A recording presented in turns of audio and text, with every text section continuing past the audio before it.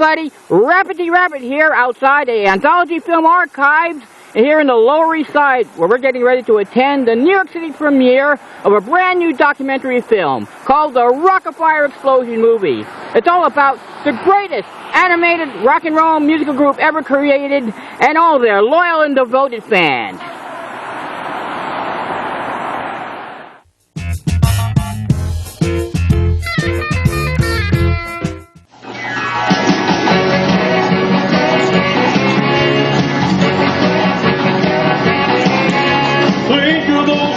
From the 50s scene, jukebox heroes and all those screens. Little Richard and Bobby Rydell, Elvis Presley sings Heartbreak Hotel. Do you remember?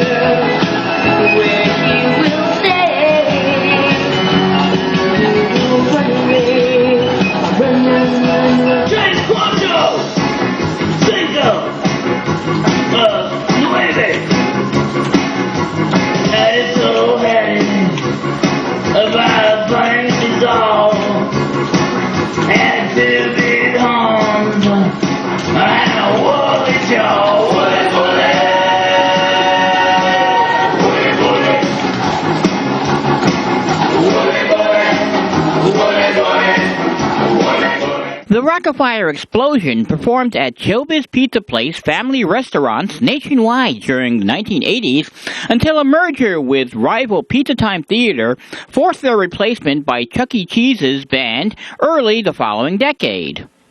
Since then, the Rockafire Explosion has been far less visible than Munch's make-believe band led by Chuck E. Cheese, but nevertheless, Billy Bob and his Rockafire friends have not been forgotten and still have their loyal following. And now, a filmmaking team has brought the story of the Rockafire Explosion to the big screen. I'm on the phone here with Brad Thomason, who is the chief writer for the Rockafire Explosion movie. How do you do? All right. How did you get started with this project? Oh, well, it's been about a year, a little over a year now that we found the videos on YouTube of the Rockafire Explosion performing, and we took off from there. Okay, were you actively looking for the Rockafire Explosion, or you were just looking for a movie subject and then this caught your attention somehow?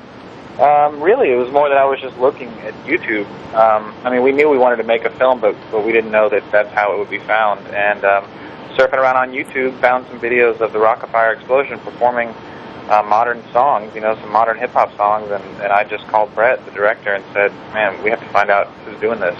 Did you have any prior knowledge of the Rockafire Explosion or Showbiz Pizza Place? Oh, yeah, we remember it. Brett and I both went as kids. I mean, we didn't go fanatically, but we certainly went and had memories of Showbiz Pizza. Oh, were you probably aware of the fact that this is probably a first in any film venture? I mean, like, sure, we've had a lot of rock documentaries, or so-called rockumentaries, and even mock rock documentaries, so is this the first film ever made about an animatronic band? I've never been asked that question, but I'd venture to say yes. And obviously it's about more than that, and there have been plenty of films about fans who are obsessed with something or the other. But I think it is unique in that way. So it is about a band, but it's about a fake band.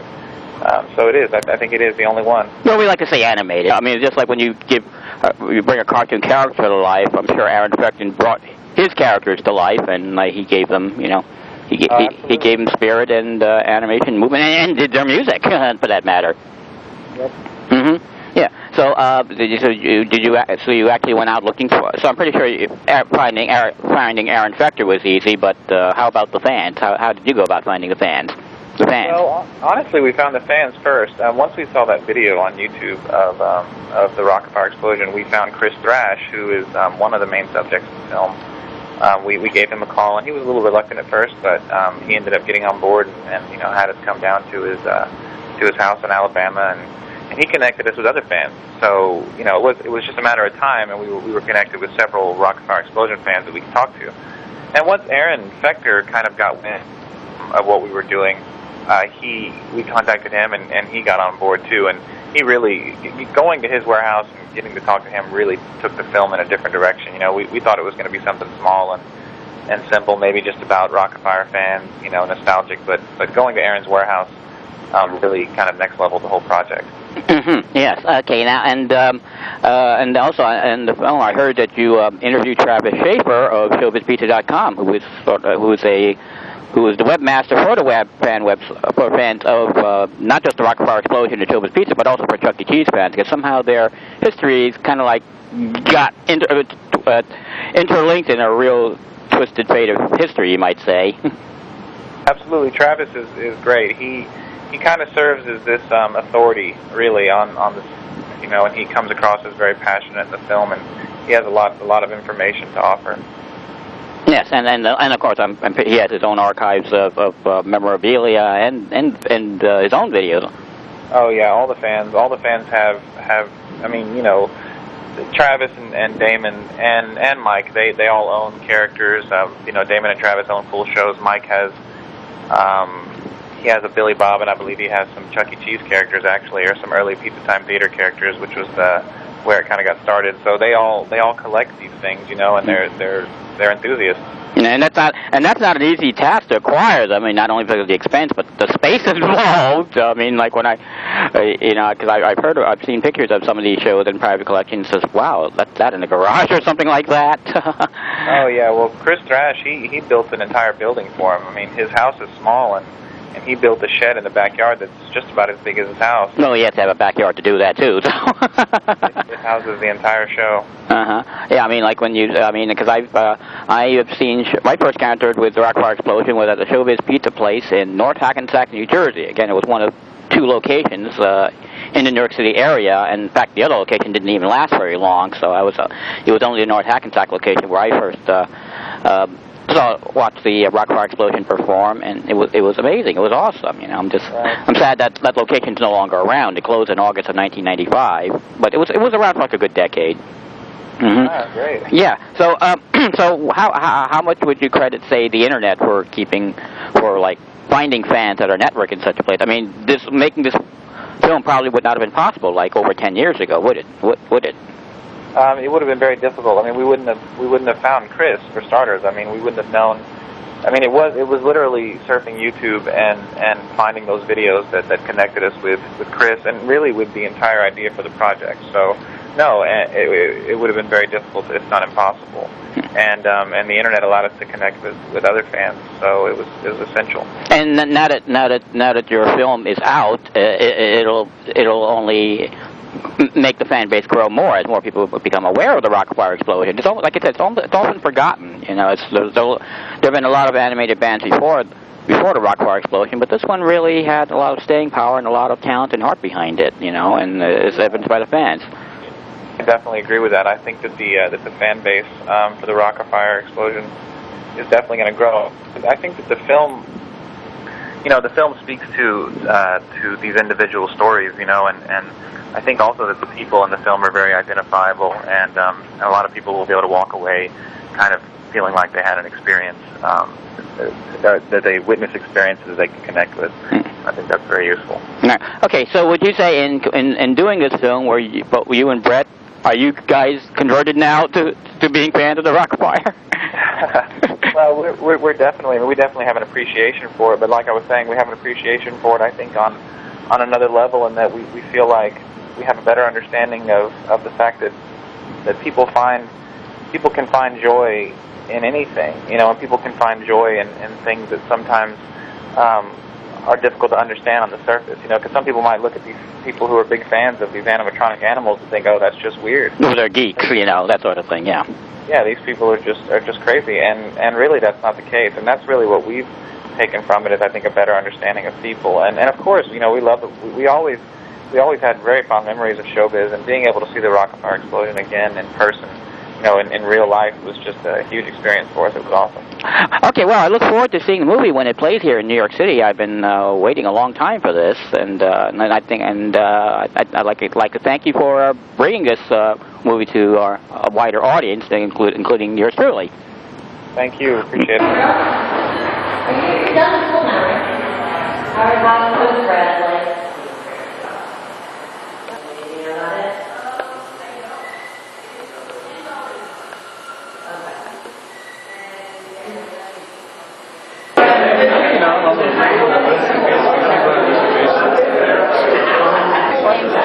I am Irish.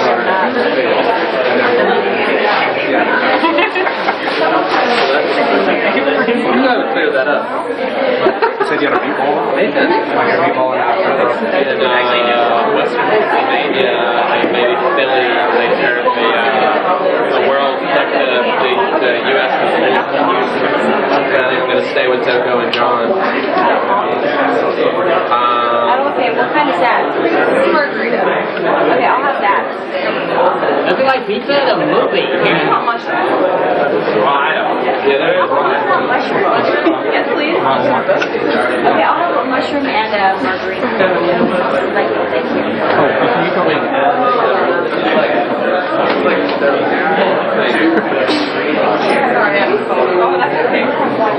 Can you come grab me a water, please? I'm ready for it. Water? Yeah, you give me that. There you go. You dropped your bear. The bear fell over again. Billy Bob was falling over. Okay, here I am with my friend Dylan, who, like me, is a member of ShowbizPizza.com, which is the unofficial but greatest fan website for fans of the Rockafire Explosion, Showbiz Pizza Place, and Chuck E. Cheese's. So, how are you, Dylan? Good. Thanks. Yeah. You're looking forward to tonight's screening of the Rockafire movie? Yeah, I am. I've been waiting for it for about 1.5 years. So who are your favorite members of the Rockafire Explosion band? I'm going to get a lot of hate from this, but I have to go with Rolf and Earl. Rolf and Earl. They're like Explosion, aren't they? Yeah, they are. And a lot of them are made fun of. That's true. And you do know that Rolf is a ventriloquist, right? Yeah, I do. And which means that would make Earl Schmerl the dummy? Yeah, but maybe it's the other way around. I never thought of that. Yeah. Personally, I like Billy Bob, and I was very excited to meet Billy Bob at Cheesevention a couple years ago. Oh yeah, that was 2 years ago at Cheesevention 5. That's right, and then also I've interviewed Looney Bird at length on the show, and then also we did a letter to Looney Bird, which at Cheesevention that year. Oh yeah, I remember that. Yeah. Do you think he's really loony? I mean, is he really that crazy? Honestly, I think he is. Oh, I see. Okay. Well, anyway, so especially with Starbucks. That's right, Starbucks or No, he doesn't know that. Yeah, let's keep that a secret. Yeah. Well, anyway, so I bet you're all excited to go inside and for the show. All right. So let's make sure we get our tickets and get in line. All righty? Yeah. All right. All right. We'll talk to you in a bit. Late.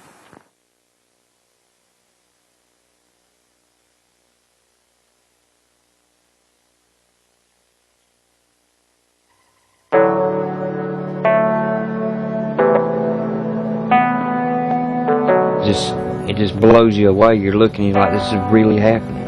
It's not some dream that maybe one day. It's like, this is real. I actually just kept pushing and kept pushing. I would not let my dream go. I would not let it go.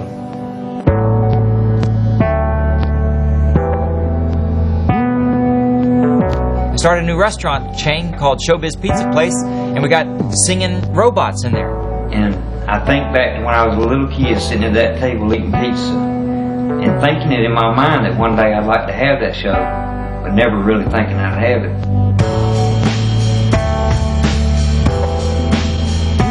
The word was given to stop making shows. We're not going to open any more restaurants. 200, that's it. We're not opening any more. I thought that for 10 years they was gone. It was just nothing. It's gone. It's everything that you can imagine. You weld, you solder, you drill. You have to learn something about electronics. Animatronics is like everything there is in the universe put together because you're creating an artificial life form.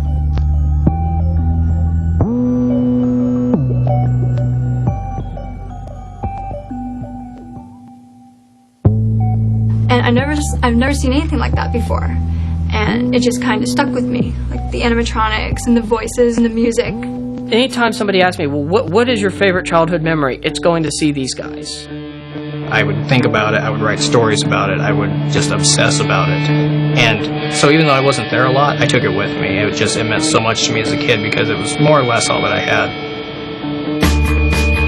It was a huge dream come true for us. It was like being in rock and roll. Exactly like being in rock and roll.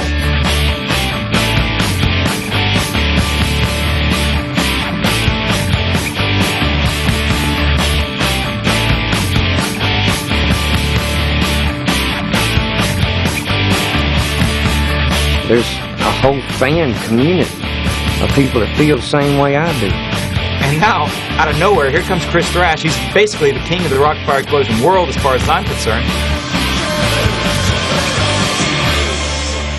I'm Chris Thrash. I'm 31 years old. I was born and raised right here in Phoenix City, Alabama. If you can remember Showbiz Pizza Place, I was fortunate enough to be able to get the animatronic band that played there. It's called the Rockafire Explosion. What would you like to see? Do you have any questions? Well, Dylan, so what did you think of the Rockafire Explosion movie? I thought it was great.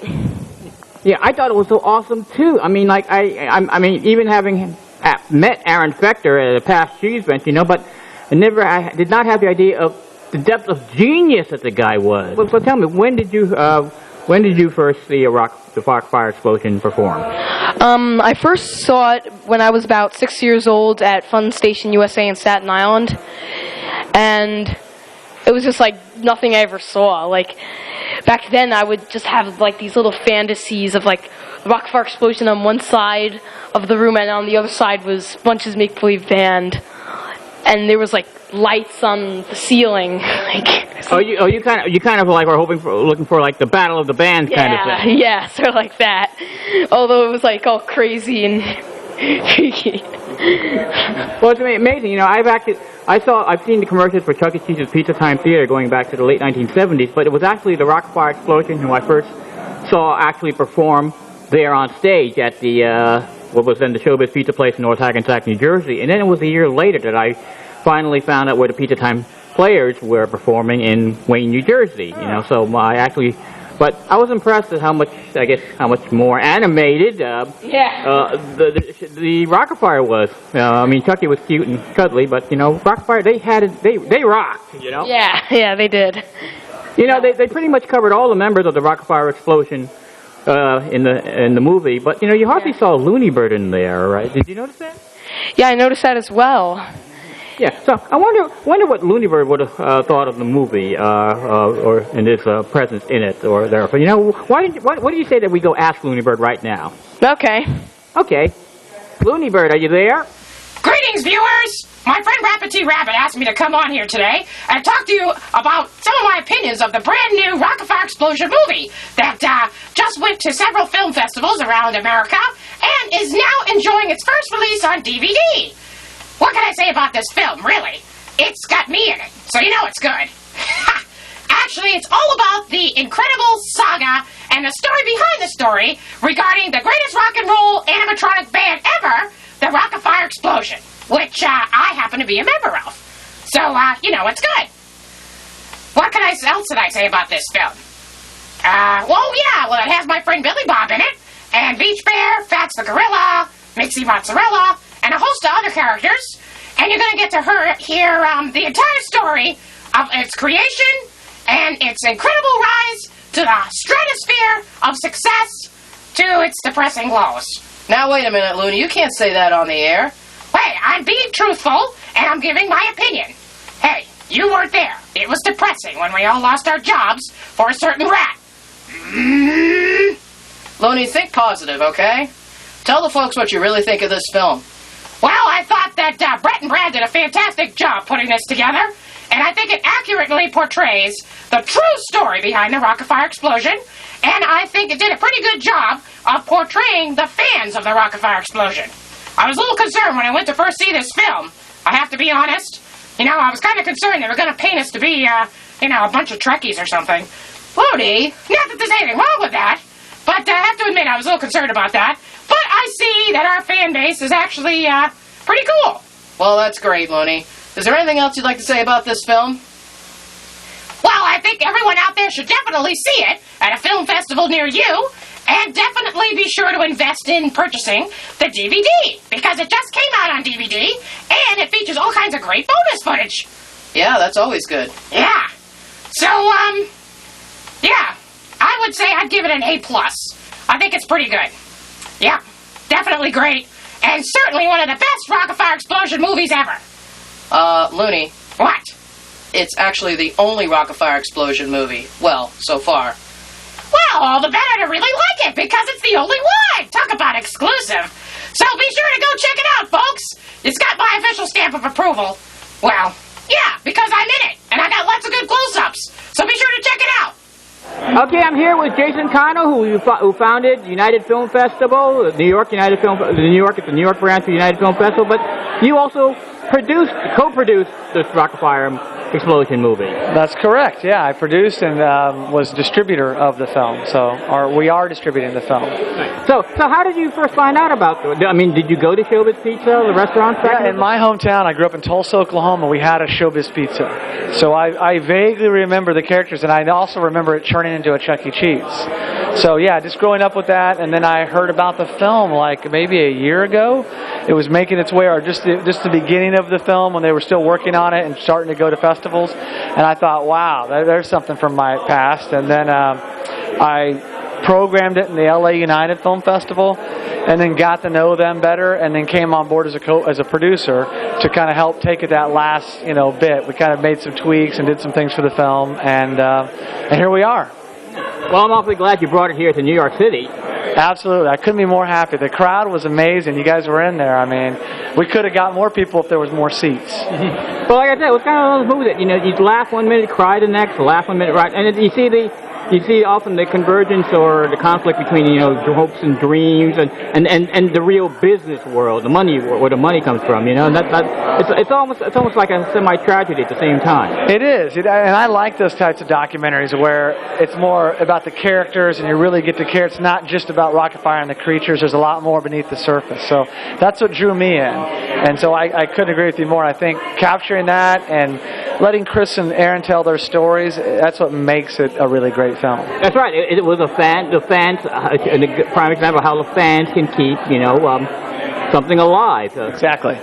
That's what I love when Chris says that. He's like, you dream things up for a reason, and that's what he's doing it. Thank God people like Chris exist. So that's why we just making the movie just helps it go to a whole other level. And I also think Rockafire deserves a resurgence, and I think the movie's definitely doing that. It taps into people's childhood, which I've seen from being a part of the movie now, and they see the poster and they immediately have something, and that's powerful. It also means something here in New York City because when the two restaurant chains existed apart from each other, they often were. Their concentration of locations were often territorial. Like, there were only two Rockafire Explosions during the Showbiz era here in the New York City area. One didn't last very long, and then the other one lasted like 12 years. It was it was originally a Showbiz Pizza place in North Hackensack, New Jersey. Which, when the merger occurred, it became Funtime Pizza Circus, but they held on to the Rockafire until August of 1995. So that was about 12 years that lasted, but not many people have seen it because it was just that one location. Wow, yeah, you're right. That's why everybody knows Chuck E. Cheese, but they don't really know Rockafire. Exactly. I've noticed that in a lot of cities. We played in San Francisco and Tulsa, they knew, but some cities we played it, the fan base only knew Chuck E. Cheese, if that. So it didn't reach everywhere, but besides that, I think people who see the film just get it. But it is nice tapping into the people who knew what it was. And there was 220 restaurants or something like that across America, so there's a lot of little pockets who grew up with it. Did this film play in Chicago yet? It did. We played in Chicago a couple weeks ago. Okay, because Chicago, the Midwest Chicago area, there were a bunch of show business there. Yeah, some hardcore fans came out to the Chicago screening for sure. Well, that's really great that you bring this to everybody who remembers and reminisces, and then maybe become a future audience for a resurgence of we have the internet now. Who knows if Aaron Spector can be persuaded to somehow further the characters? Well, that's a good question. I mean, Aaron's programming more than ever, and I think the movie's going to help him, so I totally agree. I think that this could, you don't know, it could make new characters. Fingers crossed. Wouldn't that be great? Yes, he was certainly a genius, and I'm glad that came through in the movie. Absolutely. Complete genius, and it does. It speaks for itself. He is. He's ahead of his time, and he's a maverick, He really is. And I think his due is still to come. And you saw my friend Travis Shakespeare there, founder of ShowbizPizza.com, which also breaking news. Great guy. Travis is a great guy. Done an amazing job keeping up the website and pushing it. He's a real asset for the movie. And we actually have our fan gatherings for both Chuck E. Cheese and Showbiz Pizza fans. They're held every year somewhere around the country, and maybe you should come to one of these days. Yeah, absolutely. I'd love to. I would love to. That'd be great. Well, you have the DVD, so you can see all the fun we have. Anyway, so again, I'd like to thank you, Jason, for having us. Thank you so much for coming out. I really appreciate it. And the film is out on DVD, folks. Yeah, RockafireMovie.com. Well, I hope you all out there get a chance to see this great documentary film and to find out where it will be showing around the country or how to purchase your own DVD copy to see it at home. Please visit the website RockafireMovie.com. Anyway, thanks for watching the show, and until next time, keep hopping happy. Bye now.